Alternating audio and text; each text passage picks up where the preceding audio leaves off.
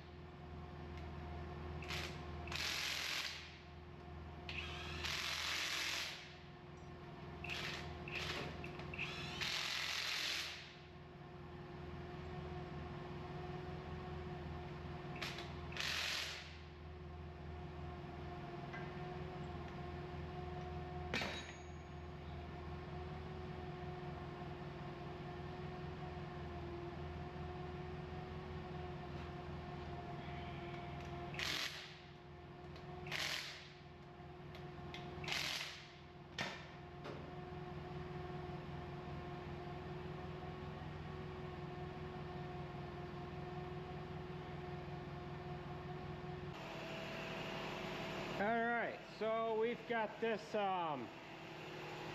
PTO clutch assembly all rebuilt, and I took this out with the forklift, but I didn't quite have the reach over the back of the tractor, and I just lifted it up a little bit and it fell back. I lacked a couple of feet.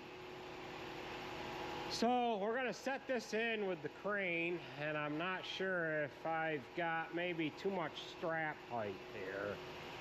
I probably should have doubled that up again, but we're gonna see how we make out. The crane might be up into the overhead door opener. I don't know if I'm gonna be able to go right up over the back, or if I'm gonna have to go over the side of the tractor and swing in like that. So we'll see how things go here, but we have to set this in to that area right there, that hole right on top of the gudgeon, right in the gudgeon. So let's go ahead and see if we can't get this swung into place.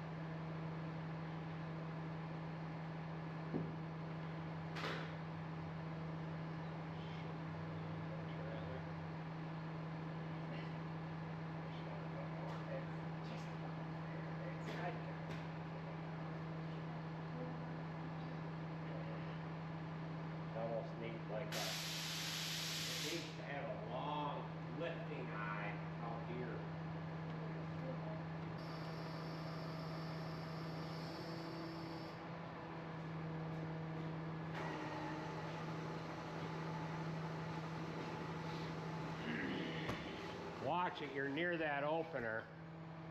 Make sure it doesn't drop you off, knock you off in there.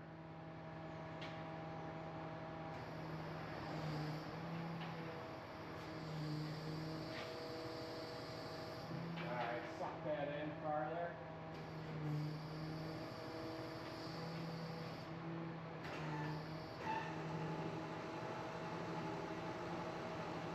Make sure being close to it that you don't accidentally swing it. Get that thing right in.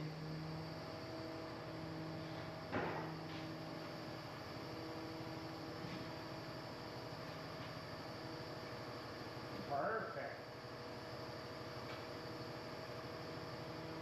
It won't do 2 motions at once? No.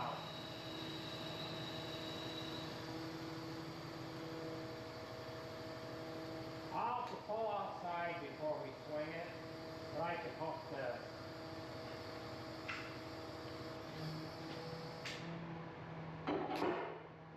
Alright, you can draw that cable in.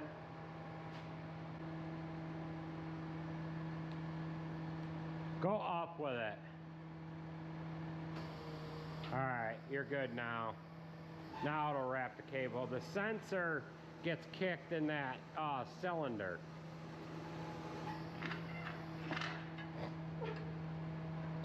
Alright, we've got that setting into place. We'll have to pull the truck outside so we can swing that crane back home. And then we can finish hooking that guy up. That's good. Don't go too far with it. Alright, let me pull outside and I'll get it to where you can swing that around home.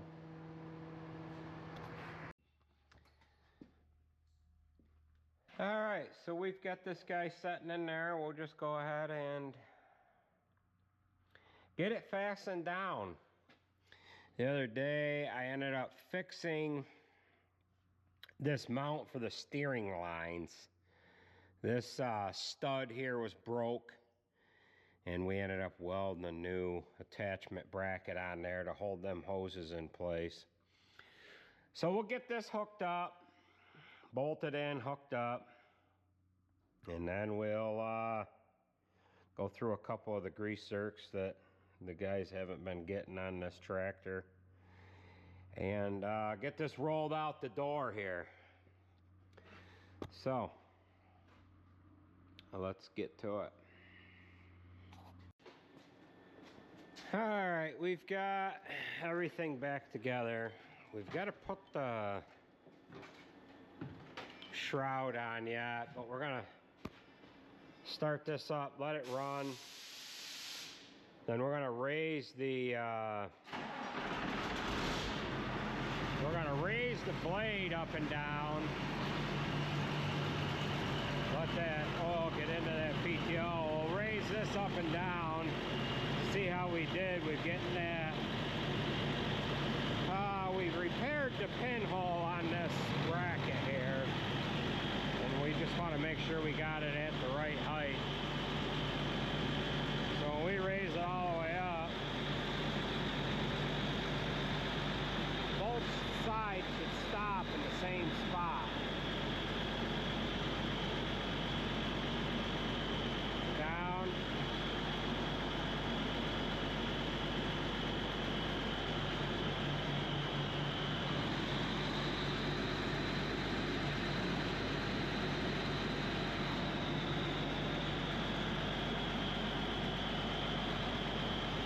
Now what we're looking at is when it goes all the way up, if that was in the wrong spot,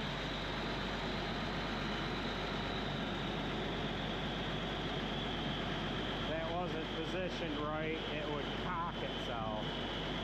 To get the air all out, back up.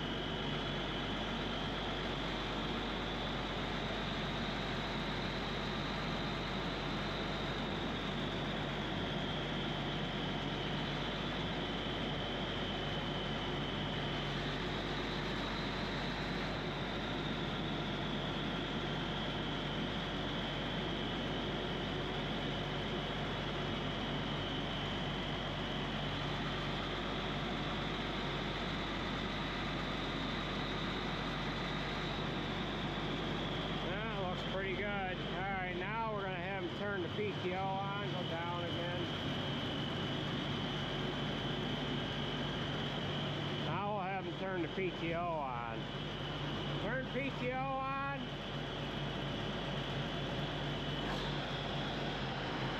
Oh, it just cleaned all that grease out of that U-joint.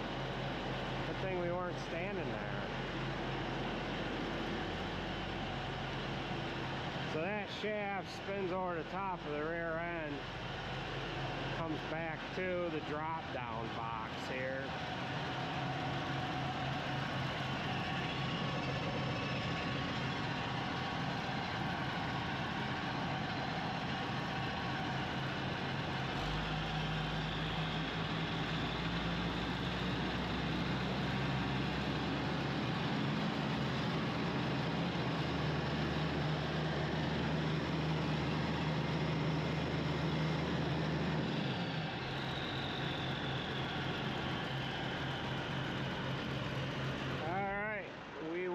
Get the shrouds on there, and then we can pull this out of here.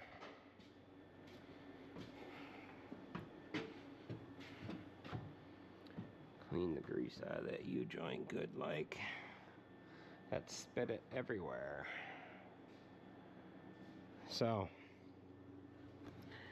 all right, let's get this finished up here.